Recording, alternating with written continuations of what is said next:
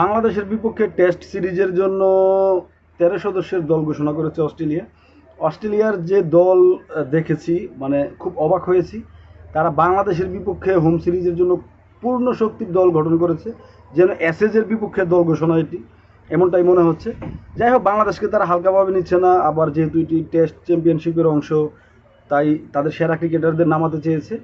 Hazlewood আছেন, Cummins, Starc, তারপর Travis head, Steve Smith, মানে যারা অস্ট্রেলিয়ার পূর্ণ শক্তির দল, সেই দলটাকেই তারা বাংলাদেশের বিপক্ষে খেলানোর জন্য প্রস্তুত করেছে।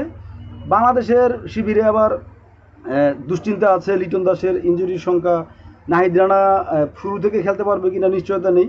বিপরীতে অস্ট্রেলিয়ার এমন শক্তিশালী দল দেখে আসলে একটা ধারণা করা যায় যে আমরা ২-০ ব্যবধানে সিরিজটা হেরে আসব।